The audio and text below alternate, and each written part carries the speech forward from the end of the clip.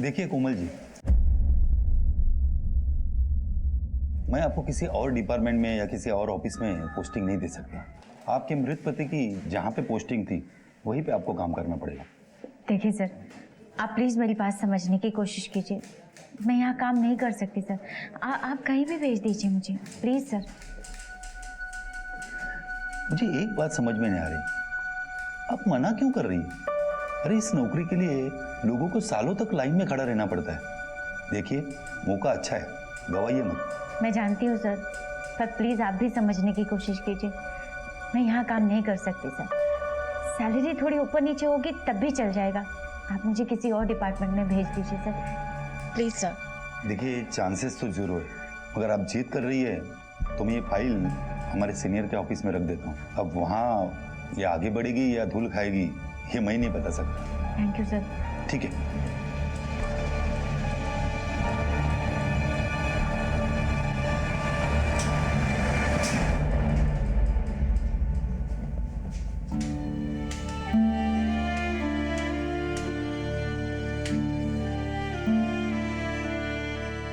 जिंदगी के उबड़ खाबड़ रास्तों पे चलते हुए अपनी मंजिल तक पहुंचने के लिए नजरों की नहीं, हौसलों की जरूरत होती है।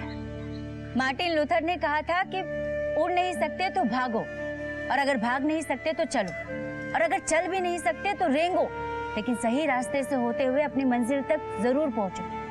हम लोग केवल शारीरिक रूप से विकलांग हैं, दिमाग से नहीं। और आपको पता है 2016 में ओलंपिक्स में हिंदुस्तान ने 2 मेडल्स जीते, लेकिन उसी साल के पैरालंपिक में हमने 4 मेडल्स जीते। भगवान ने आम लोगों को 2 आंखें दी हैं, लेकिन हमें उनसे 4 गुना ज्यादा मजबूत हौसला दिया है। बात यहाँ पर नजर की नहीं है, नजरिए की है। कोमल अपनी जिम्मेदारी हम जैसा अच्छी तरीके से निभाती है दुनिया सर। बिल्कुल वैसी नजर आएगी। हर दुनिया को अरे देखने के लिए जगन। केवल आंखों की जी साहब। जरूरत नहीं। सबके लिए जो गिफ्ट्स लाए हैं वो जरा दे दो सबको। जी। कोमल दीदी, जगन, दीदी अमित सर गिफ्ट्स लेके आए हैं कुछ। तो लाओ ना, सबको बांट देते हैं। लाओ लाओ। जी दीदी।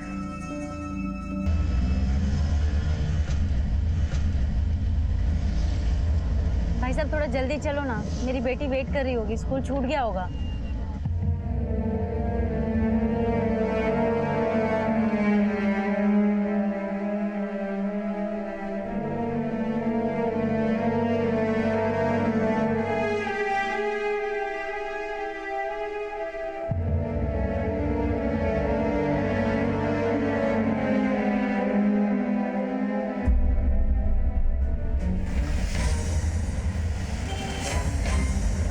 दादा स्कूल आ गया?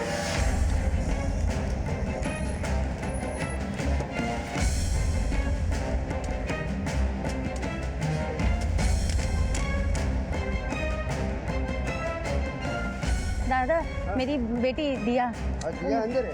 कहाँ पर है वो बैठी है। दिया? दिया? मम्मा मुझे लगा आपको कुछ हो गया। नहीं बेटा, सॉरी वो कुछ काम था ना अर्जेंट, इसलिए देर हो गई। घर चले? हाँ, रो नहीं।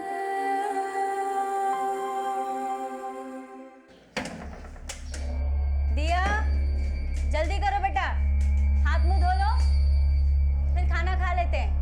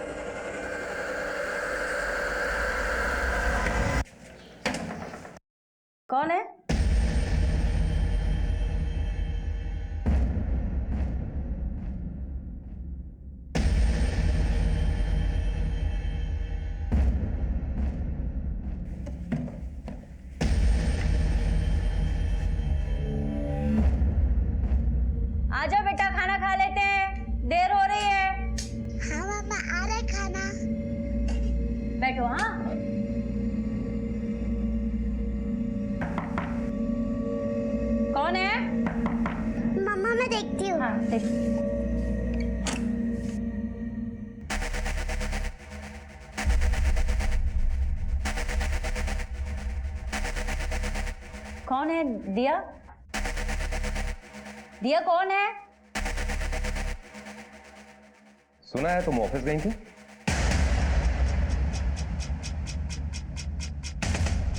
दिया? दिया? दिया? तुम यहाँ क्यों आया? यही पूछने के लिए कि तुमने एप्लीकेशन दी है, डिपार्टमेंट चेंज करना चाहती हो, मेरे साथ काम नहीं करना है। दिया, तुम अपने कमरे में जाओ और अपना दरवाजा ठीक से बंद कर लेना। हाँ? जाओ। सीधी बात तुम्हारे समझ में नहीं आती? क्यों मेरे पीछे पड़े हो? चाहते क्या हो? देखो, तुम्हारे पति ने तुम दोनों के लिए ही खुदकुशी की। आशा ताई, कोमल, क्या है? बार-बार क्यों आते हैं इसे तंग करने के लिए? निकलो यहाँ से, निकलो लेना। आशा ताई, गया क्या वो? हाँ। कोमल, तू इसकी पुलिस में कंप्लेंट क्यों नहीं करती? या फिर किसी वकील से मिल, वो कुछ बताएगा तुझे। बार-बार तंग करने आता है यहाँ पे। कोमल की जिंदगी में क्या चल रहा था? कोमल के घर आया इंसान क्या चाहता था? कोमल क्यों अपने पति की पोजीशन पे काम नहीं करना चाहती थी? इतना तो तय था कि इस अंधेरी दुनिया में अपराध का लावा फटने को था।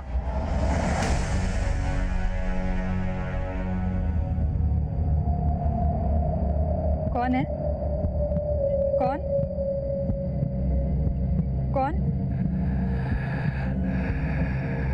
कौन?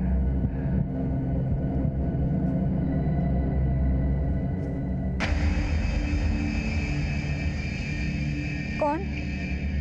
दिया, मैं जल्दी से काम खत्म करके आ जाऊंगी बेटा। मदन जी। कौन? मैं कोमल। हाँ। दिया। वाह वाह वाह, कैसी हो कोमल? ठीक हूँ मदन जी। मदन जी, एक रिक्वेस्ट थी आपसे। वो मुझे कुछ अर्जेंट काम है, बाहर जा रही हूँ, थोड़ी देर आप इसे अपने पास रख सकते हैं? तंग नहीं करेगी, समझा दिया मैंने। अरे तंग कैसा, हम लोग तो मजे करेंगे, है ना दिया बेटिया? दिया, मजे कब, होमवर्क पहले। हाँ, मैं आती हूँ। आओ आओ आओ।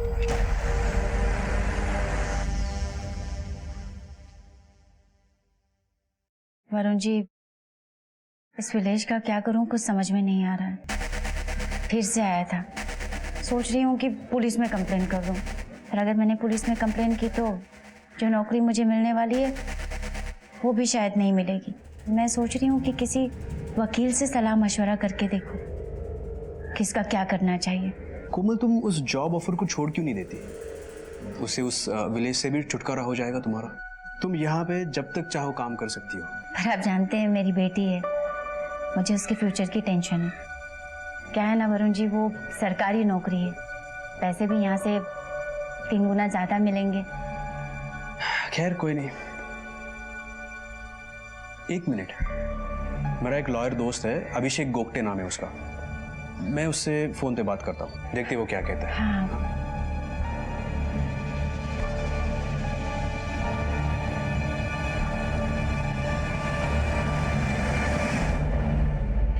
मैंने उससे अभी बात की है। हाँ। वो तुम्हें ठीक 11 बजे कल सुबह 4 को बस स्टैंड पे मिलेगा। मैं चलूंगा तुम्हारे साथ। नहीं वरुण जी, मैं चले जाऊंगी। वैसे भी दिया को छोड़ने के लिए स्कूल वहीं से जाती हूँ। ठीक है।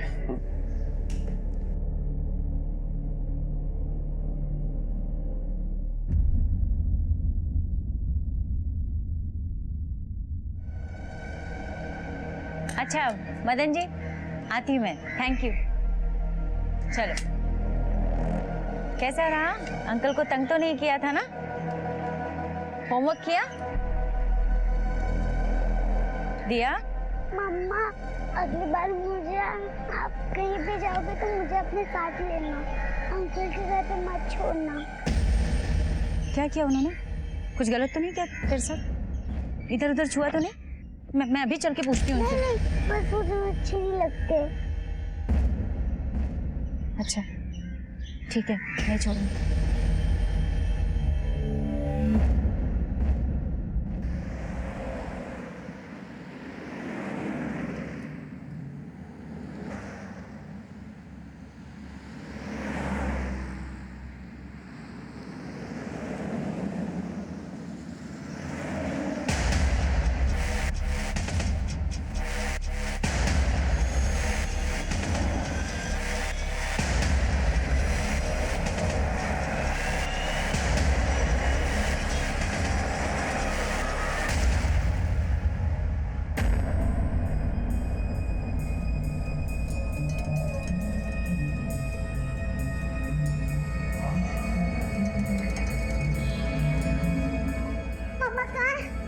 अरे दिया, आप यहाँ कैसे आए? मम्मा कहाँ है? मम्मा ने मुझे बोला था कि 1:30 बजे लेने आएंगे। 4 बज गए, ना स्कूल में लेने ना घर आई। अच्छा ठीक है, तुम एक काम करो, अंदर जाके कुछ खाओ, मैं मम्मा को कॉल करती हूँ। ठीक है, जाओ। The number you are trying to call is currently switched off.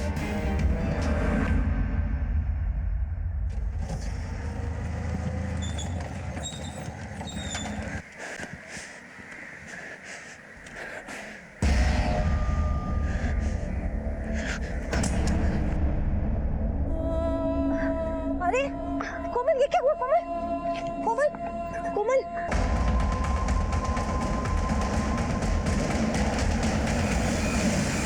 Sir एक पेशेंट है कोमल, जिसके साथ रेप हुआ है और वो ब्लाइंड है। ब्लाइंड है? जन्म से तो नहीं, पर 15-16 साल की होगी तो किसी एक्सीडेंट में शायद आईसाइट चली गई। कहाँ है?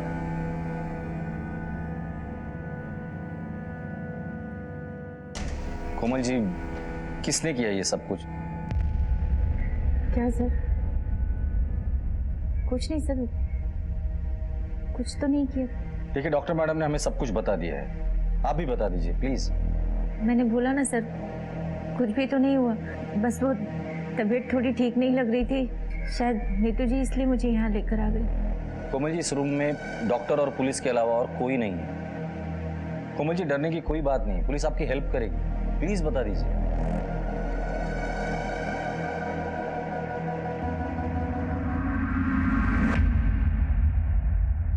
सर, आज सुबह मैं लॉयर से मिलने के लिए चारकोप बस स्टॉप पर गई थी। वही लॉयर जिसके बारे में वरुण जी ने बताया था। वरुण जी मेरे एनजीओ के मैनेजर हैं। वहीं पर एक आदमी मेरे पास आया। कौन? मुझे वकील साहब ने भेजा है, चलिए मैं आपको उनके पास लेके जाता हूँ। अच्छा चलिए। वो मेरा हाथ पकड़कर मुझे अपने साथ ले जा रहा था। थोड़ी दूर चलने के बाद मुझे प्यास लगी है। मैंने पानी मांगा, वो मेरे लिए जूस लेकर आया।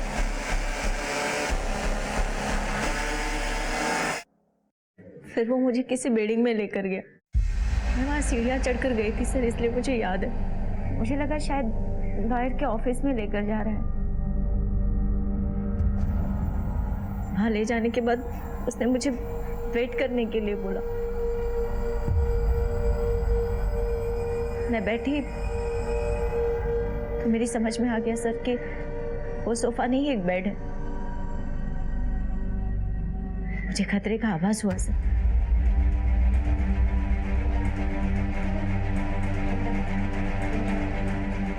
मैं वहां से जाने के लिए निकली।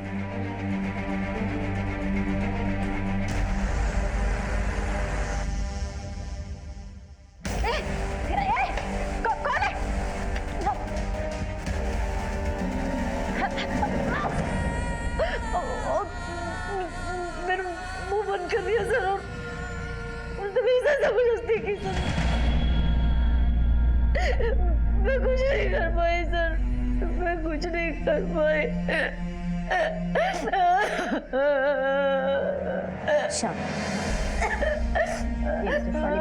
पानी पी।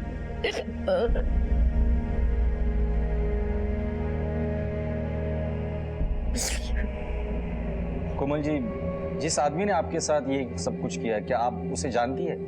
या उस जगह पर जहाँ पर वो लेके गया था, कुछ तो जहन में होगा उस बारे में? नहीं सर,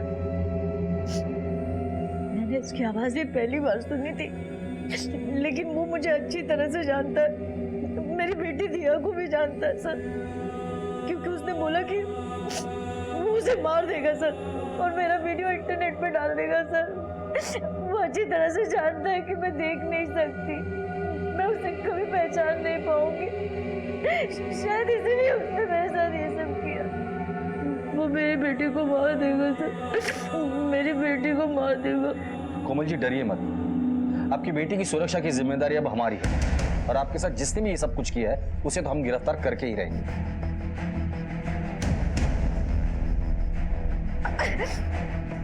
कोमल के साथ दुष्कर्म हुआ था वो देख नहीं सकती थी, इसलिए कोई भी सुराग पुलिस को मुहैया कराने में नाकाम थी। पुलिस के लिए ये केस अब एक चुनौती बन गया था, लेकिन इस मुश्किल केस को हल करने के लिए पुलिस ने कमर कस ली थी। सर मुझे अब भी ये सोच के बहुत अजीब लग रहा है कि कोई इंसान किसी नेत्रहीन औरत के साथ बलात्कार जैसा घिनौना काम कैसे कर सकता है। मनीष, ये जिस किसी ने भी किया है वो कोमल को बहुत अच्छी तरह से जानता था। उसे पता था कि कोमल की एक बेटी है और अपनी बेटी के साथ अकेली रहती है। लेकिन सर अगर कोमल को यही नहीं पता कि उसके साथ ये सारा कांड किसने किया है तो हम मुजरिम तक पहुंचेंगे कैसे। कोमल को ना ये पता है कि उसका रेपिस्ट कौन है, वो देख नहीं सकती, वो पहचान नहीं पाएगी, और ना ही उसको ये पता है कि चारकोप में एग्जैक्टली कौन से एरिया में उसके साथ ये सब कुछ हुआ है। चारकोप बस स्टॉप के आसपास का जितना भी सीसीटीवी फुटेज मिलता है वो निकालो, और कोमल के कॉल रिकॉर्ड्स निकालो, उसकी मोबाइल की आखिरी लोकेशन क्या थी ये भी पता करो। कोमल जिस एरिया में रहती है वहाँ जाके लोगों से पूछताछ करो, वो किस किस से मिलती थी, उसका रूटीन क्या था, उससे मिलने कौन कौन आता था, और वो एनजीओ का मैनेजर वरुण, उसे पुलिस स्टेशन बुला लो। सर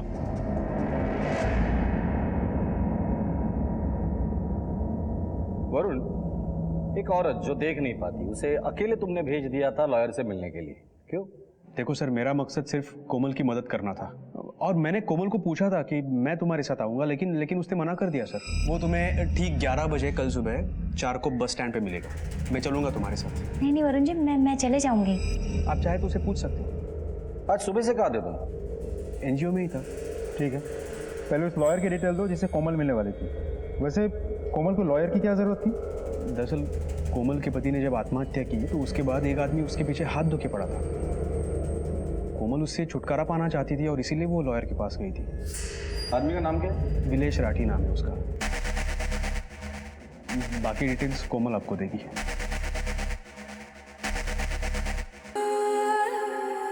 मम्मा, मम्मा आप ठीक हो ना? आप स्कूल नहीं आए थे तो मैं बहुत डर गई थी। बेटा वो आज नई जॉब के एप्लीकेशन देने गई थी ना, तो लेट हो गया, आगे से नहीं होगा, सॉरी। मम्मा आपको चोट कैसे लगी? वो जल्दी जल्दी आ रही थी ना तुम्हारे स्कूल के लिए, स्लिप हो गई। कोमल, कोमल मैंने खाना बना दिया है, खाना खा लेना। हाँ दिया, दरवाजा बंद कर लेना।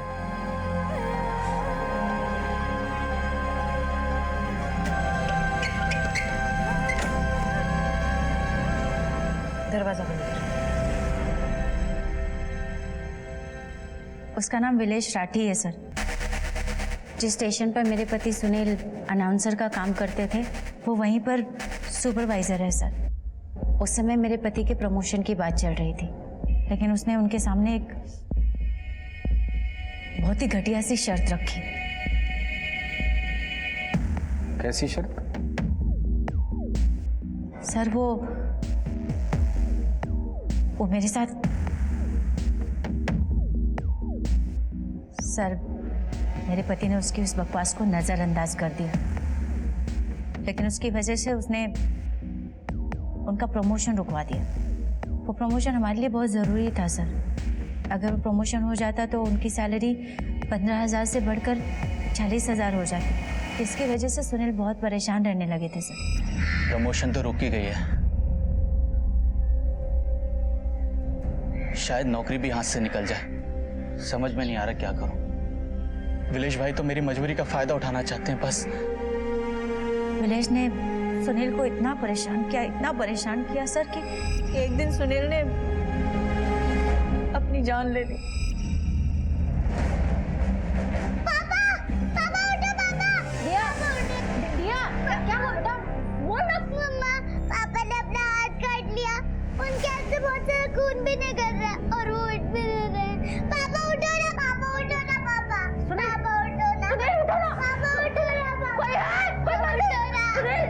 सर कानूनी तरीके से सुनील की जॉब मुझे मिल रही है, लेकिन मैं उस कमीने का मुंह तक नहीं देखना चाहती।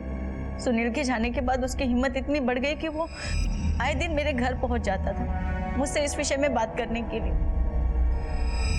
इसीलिए मैं वकील से सलाह मशवरा करना चाह रही थी कि इसके बारे में क्या करें। आपने पुलिस कंप्लेंट क्यों नहीं की? मेरी एक बेटी है 8 साल की, मैं नहीं चाहती कि मैं पुलिस में आऊं और बात बिगड़ जाए, कहीं उसने मेरी बेटी को कुछ नुकसान पहुंचाया तो। इसीलिए सर मैं बहुत डर गई थी। कोमल जी, आपके साथ इतना सब कुछ होने के बाद आपने पुलिस की मदद की है स्टेटमेंट देकर। अभी आप घर जाइए, मुजरिम को पकड़ना हमारी जिम्मेदारी है। Thank you sir.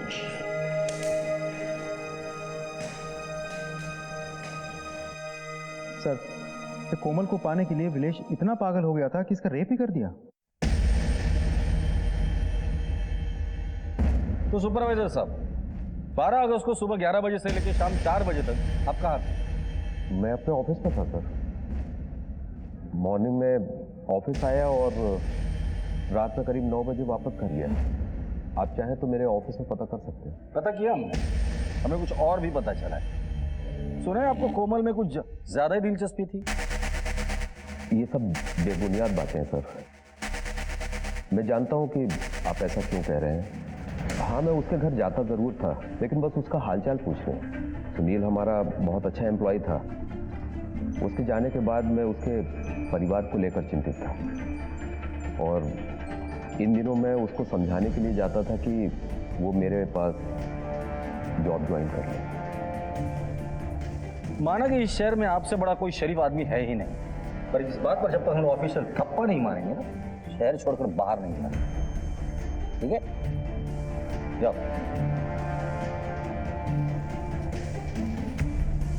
बहुत शातिर आदमी है, नजर रखना इस पर। इसकी ट्रायंगुलेशन रिपोर्ट निकालो, स्पेशली 12 अगस्त की। देखो कोमल, मैंने तुम्हें पहले ही कहा था कि तुम और दिया यहाँ आके रहो, यहाँ ज्यादा सेफ है। लेकिन अब ये हादसे के बाद तो यहाँ की औरतें बहुत डरी हुई है और हमारी एनजीओ की भी काफी बदनामी हुई है। देखिए, मेरे साथ जो हुआ उस घाव को मैं अकेले बर्दाश्त कर लूंगी, लेकिन अगर ये बात मेरी बच्ची उसे पता चले कि उसकी माँ के साथ रेप हुआ है तो वो बर्दाश्त नहीं कर पाएगी। उससे उसका बचपना छिन जाएगा।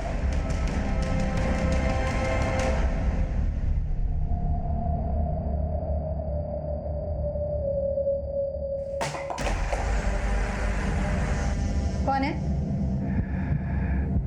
कौन है? कौन है? बताओ।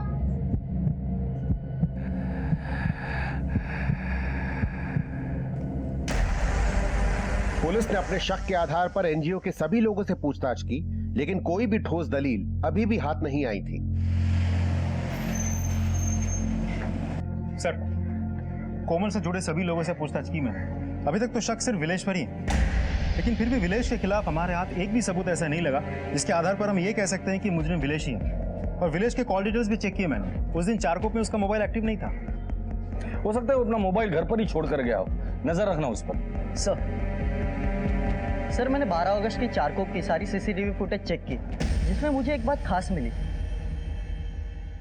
सर ये देखिए, चारकोप सेक्टर नंबर 3 के इलाके से कोमल किसी आदमी के साथ कहीं जा रही है। फुटेज जरा क्लियर नहीं है क्योंकि वो आदमी बहुत दूर है। सर, इस एरिया के आसपास का सारा इलाका मैंने चेक किया तो कहीं पे भी सीसीटीवी कैमरा नहीं दिखा। अब एक ही तरीका है, कोमल को इस एरिया में लेकर जाते, शायद उसकी मदद से कुछ सुराग हाथ लग जाए।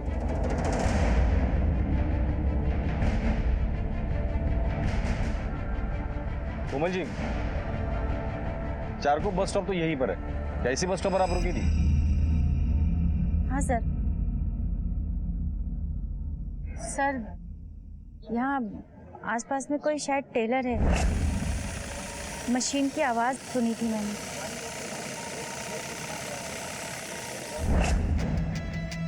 जी है यहाँ टेलर। फिर सर मैं ऐसे खड़ी थी, वो शायद यहाँ से आया था, आकर मुझे ऐसे किया और फिर बोला कि वकील के पास लेके चलता हूँ, और फिर हम सीधे चले गए थे दाहिनी तरफ। सर, अभी आगे दो तीन कदम की दूरी पर कुछ है जहाँ से नीचे उतरना है। यहाँ से कहाँ गई थी आप?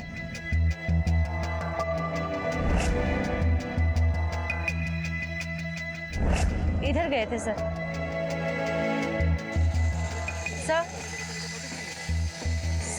ये आवाज मैंने उस दिन भी सुनी थी। जी यहाँ काम चल रहा है।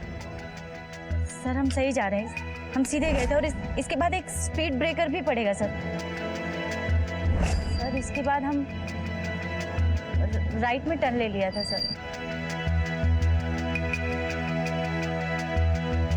सर यहाँ आसपास में शायद कोई मंदिर है। सर मंदिर, शायद इसी मंदिर की बात कर रही थी। उमेश जी, जब आप वहां से यहाँ आई थी तो मंदिर आपके राइट साइड था या लेफ्ट साइड था?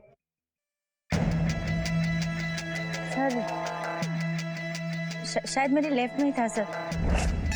आवाज इसी तरफ से आ रही थी। आप अभी इस वक्त मंदिर के बराबर सामने खड़ी है। अब यहाँ से आप कैसे गई थी? सर शायद मैं ऐसे थी सर, लेफ्ट साइड से आवाज आ रही थी पर पीछे की तरफ से आ रही थी और फिर सीधे गए थे सर।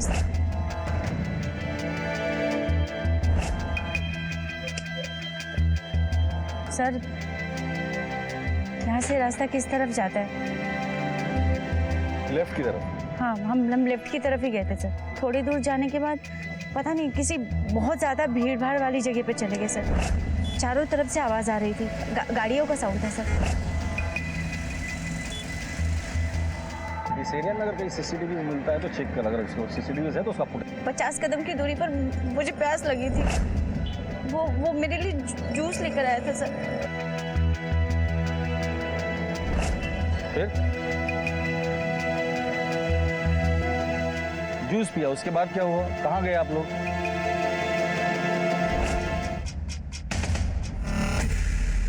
में बताया था कि रेपिस्ट ने उसे सीढ़ियां चढ़ाई थी और किसी बेड पे बिठाया था। तो बेड तो किसी घर का या लॉज का, किसी होटल का भी हो सकता है। और आसपास यहाँ इतने सारे बिल्डिंग है सर, हम मुझे तक पहुँचेंगे कैसे? पहुँचना तो पड़ेगा, काम मुश्किल है लेकिन नामुमकिन नहीं। वैसे इस एरिया के सारे सीसीटीवी फुटेजेस मैंने चेक कर लिए हैं। मेन रोड और गलियों छोड़कर कुछ नहीं मिल रहा है। कोमल के एनजीओ के बारे में डिटेल इन्फॉर्मेशन निकालो और उसके एरिया में पूछताछ करो। अब 4 का पढ़ो। 4 1 4, 4 2 8, 4 कोमल। 12।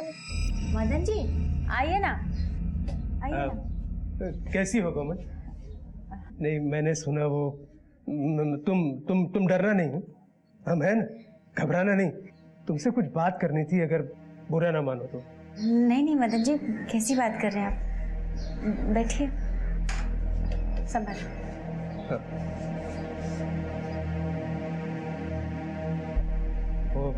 हाँ। 6 महीनों में कितना कुछ बदल गया नहीं। कोई और होता तो टूट जाता।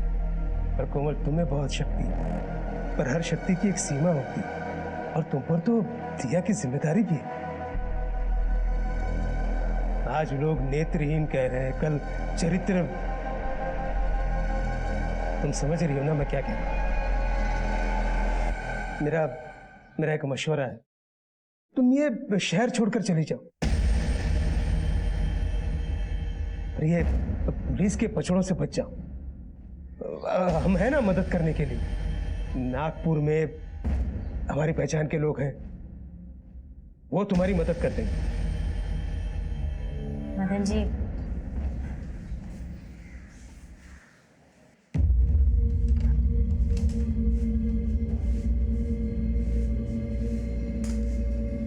आप हमेशा मेरी हिम्मत की दाद देते हैं। आज आप ही शहर छोड़कर जाने का मशवरा दे रहे हैं। आप चिंता मत करिए, मैं संभाल लूंगी सर। अच्छा ठीक है, मैं चलता हूँ।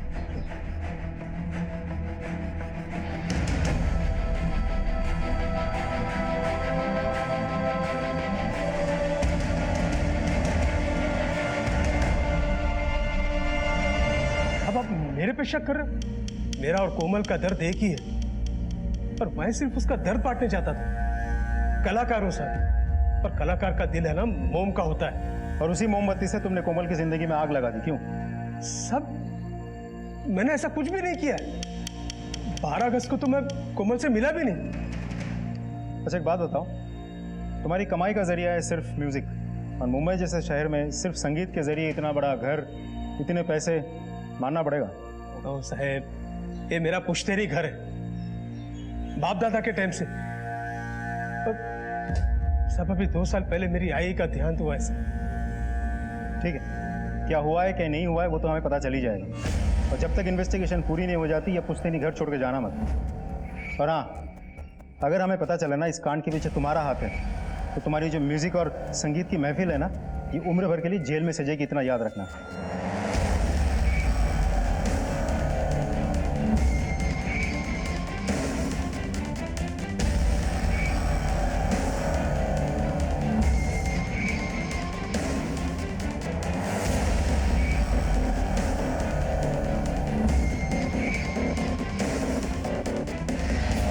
सर ये कामिनी है।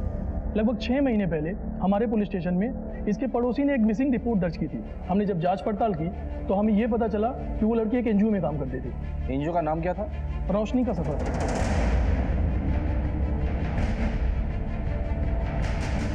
सर ये तो वही एनजीओ है जहाँ कोमल काम करती है।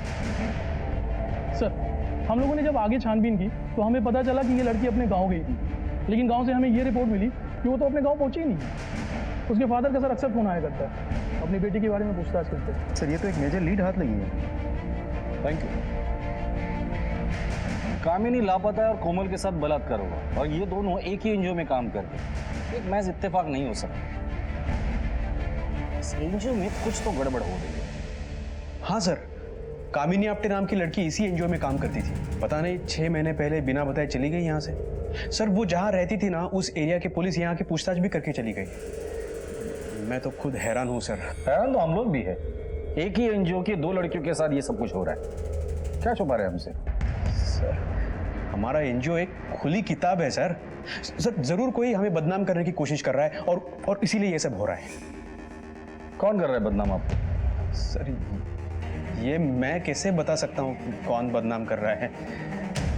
आई होप आप सच बोल रहे हैं, लेकिन अगर इन्वेस्टिगेशन में पता चला कि आपने हमसे झूठ कहा था तो बहुत भारी पड़ेगा आपको।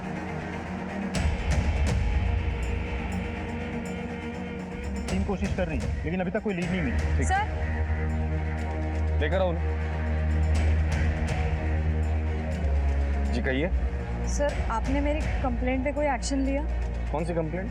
कुछ दिनों से मुझे लग रहा है कि कोई मेरा पीछा कर रहा है। कौन है? मुझे हार्म करने की कोशिश कर रहा है। मैंने इस बारे में वरुण सर को भी बताया था, मुझे लगा शायद उन्होंने आपको कुछ बताया होगा। वरुण ने तो हमें कुछ नहीं बताया। सर वरुण सर हमेशा ऐसे ही करते हैं। कामिनी के टाइम पे भी उन्होंने ऐसे ही किया था, कोई कंप्लेंट सीरियसली नहीं लेते। कामिनी के बारे में क्या जानती है? सर कामिनी हमारे यही काम करती थी। एक लड़का था राघव, जो पार्शियली ब्लाइंड था, और वो कामिनी को बहुत परेशान किया करता था, और उसके साथ साथ हमें भी।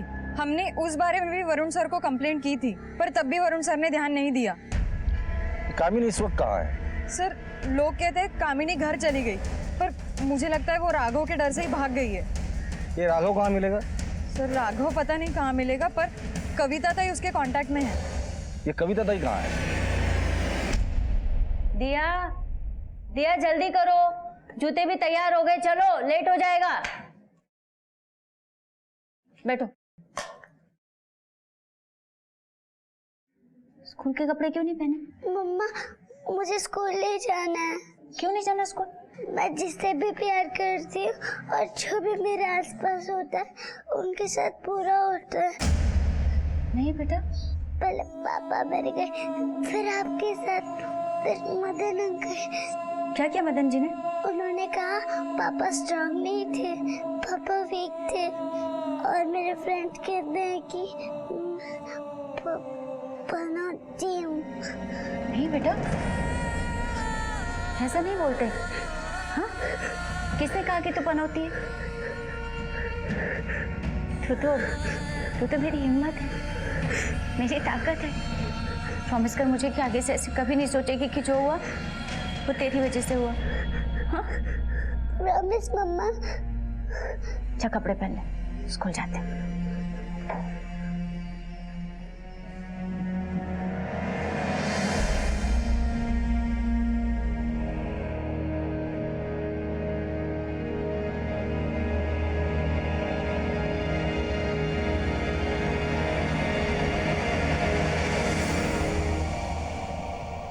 ओम, रमेश, अक्षय, वरुण, अमित, मदन, इनमें से ओम, रमेश और अक्षय एनजीओ में ही रहते हैं। कोमल इन तीनों को ट्रेन करती है। मैंने तीनों का बैकग्राउंड चेक किया, no criminal history found, no past record found, all clean. फिर नंबर आता है एनजीओ के मैनेजर वरुण और ओनर अमित के। अमित पैदाइशी नेत्रहीन है, बहुत अच्छे घर से बिलोंग करता है, पैसों की कोई कमी नहीं है। फिर नंबर आता है छठा और आखिरी सस्पेक्ट का, मदन। ये वरुण और अमित के बारे में एनजीओ के लोग क्या कहते हैं? एनजीओ में कोई प्रॉब्लम नहीं है, हर कोई हर किसी के साथ खुश है। उन लोगों ने यह भी कहा कि ये वरुण और अमित एनजीओ अच्छे से चले, इसके लिए कोई कसर नहीं छोड़ते। इसका मतलब ये सस्पेक्ट जो भी है वो एनजीओ से नहीं, कोई बाहर का है। हेलो, ठीक है सर, राघव का पता चल गया। साहब आप उन किसी कोमल को नहीं जानता साहब। चल माना कि कोमल को नहीं जानता, कामिनी को तो जानता है ना, कहाँ है वो? साहब आप उन एनजीओ की लड़कियों को छेड़ता था, पर कभी गलत काम नहीं किया साहब। जब कामिनी गायब होगी तो मुझे पता था कि सब लोग मुझ पर ही शक करेंगे, इसलिए अपन अंडरग्राउंड हो गया। अब आज तक एनजीओ में जितने भी रेप हुए ना, उन सब औरतों के साथ मेरा नाम जोड़ा गया साहब। तू कह रहा है एनजीओ में लड़कियों के साथ बलात्कार होता था? हाँ साहब, हाँ। झूठ मत बोल।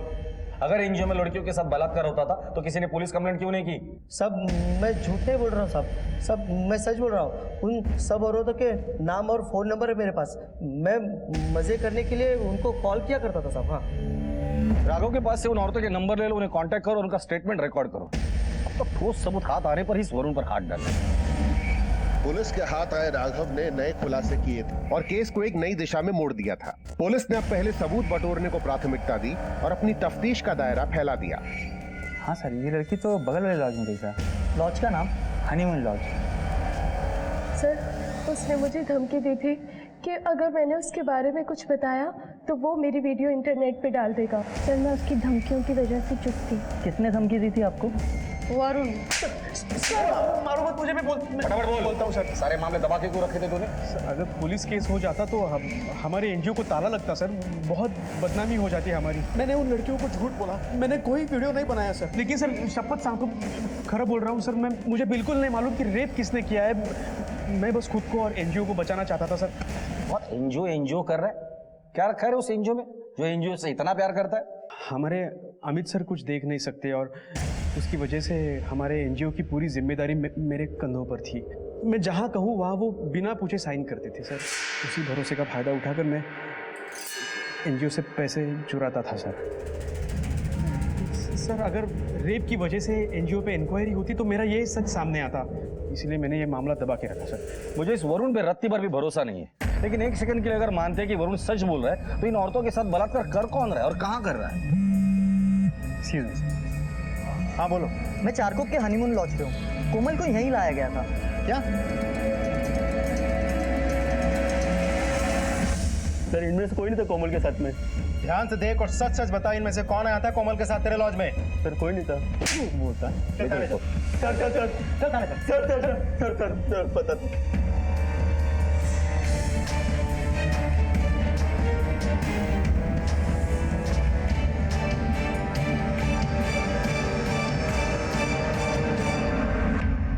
सर मैं बहुत ही अच्छे फैमिली से हूँ।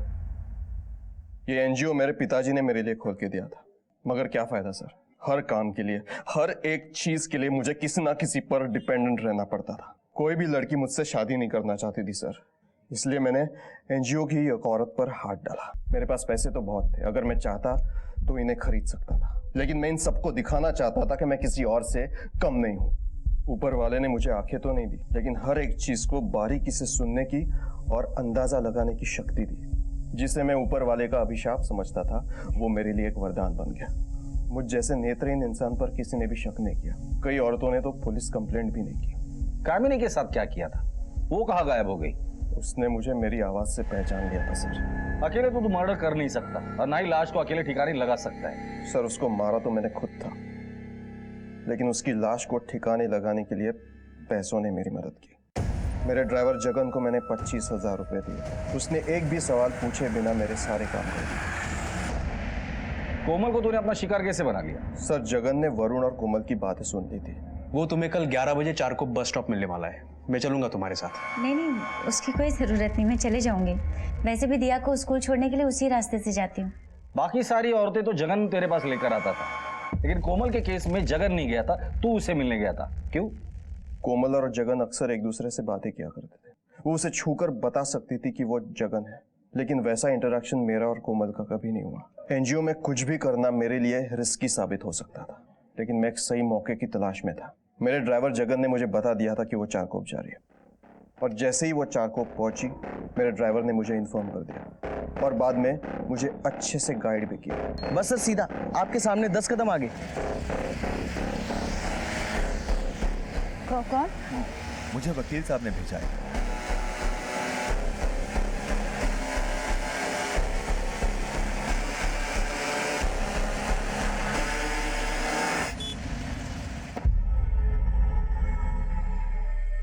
आप यहीं पर रुकिए, मैं वकील साहब को लेकर आता हूं। अगर तुमने इस बारे में किसी को कुछ भी बताया तो मैं तुम्हारी बेटी दिया को भी जान से मार दूंगा। लेकिन नीतू ने सारा खेल बिगाड़ दिया। उसने उसे हॉस्पिटल में एडमिट किया, जिसके बाद आप लोग इस केस में इन्वॉल्व हो गए। I was about to commit another perfect crime, sir. कुछ दिनों से मुझे लग रहा है कि कोई मेरा पीछा कर रहा है। इस दुनिया में आज तक ना ही परफेक्ट क्राइम हुआ है और ना ही होगा। आज तक तुमने सिर्फ अंधेरा देखा था, लेकिन आज के बाद तुम्हारे जीवन में सिर्फ और सिर्फ अंधेरा ही रहेगा, इसकी गारंटी मैं देता हूं तुम्हें। उस ड्राइवर जगन को भी उठाकर लेकर आना, जिसने इसके जुर्म में इसका साथ दिया। कोमल जहां जीवन में सैकड़ों संघर्ष होने के बावजूद हालात से लड़ रही थी, अपने साथ दुष्कर्म होने के बाद भी जिंदगी को समेटे हुए थी, अपनी सकारात्मक सोच की डोर को थामे हुए थी। याद रखिए, जो है, जैसा है, जितना है, उसी से औरों के काम आइए और अपने अंदर कभी भी किसी हीन भावना या नकारात्मक सोच को पनपने न दीजिए।